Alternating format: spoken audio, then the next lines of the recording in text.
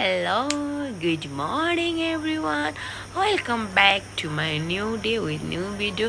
I hope हजुरहरू सन्चै हुनुहुन्छ. म पनि सन्चै छु. आज चाहिँ म बिहानै उठेँ, खानासाना बनाइसकेँ, ब्रस गरिसकेँ, कपाल चाहिँ गरेको छुइनँ.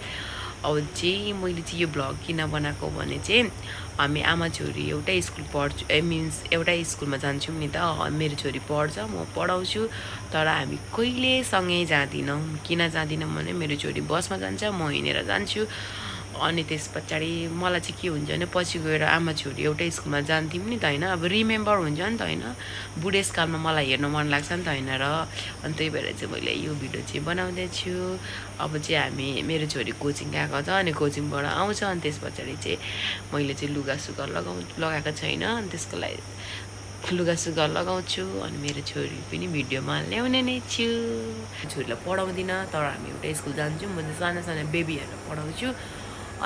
ओके, हामी आमा छोरी चाहिँ रेडी भइसकिसक्यौँ स्कुल जानुको लागि. हाई भन त छोरी. हेलो. ओके, अनि मेरो छोरीको साथी पनि आयो जस्तो छ. आऊ आऊ एन्जेलिका. हाई भन एन्जेलिका. हाई. अब हामी चाहिँ स्कुल जानुको लागि रेडी भइसकिसक्यो. तिमीहरू केमा जान्छौ भन त. बसमा. किन बसमा गएको?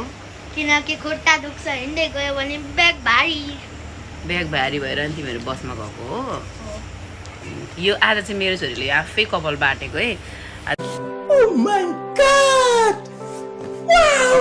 आफै बाट्नु लगाएको. यतापट्टिको सुल्टो बाटेको छ, यतापट्टिको सुल्टो बाटेको चाहिँ हेर्नु सक्नुहुन्छ. यतापट्टिको उल्टो बाटेको छ.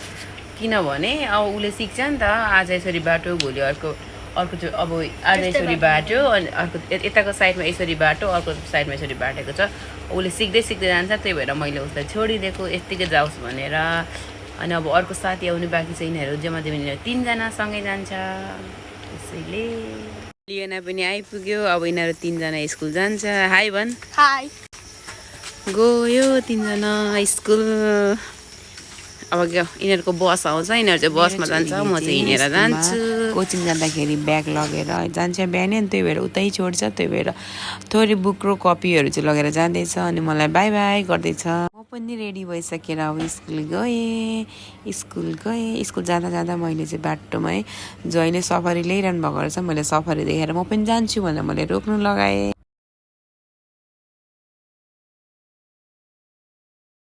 अनि म सफारीभित्र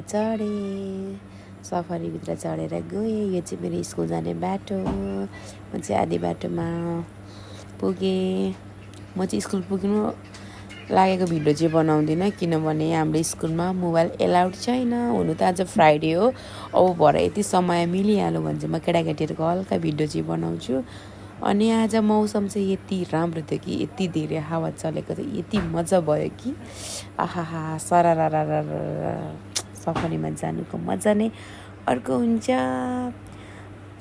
म चाहिँ स्कुल पुगेँ. अब आजलाई यति नै. म मेरो भ्लग यहीँ इन गर्छु.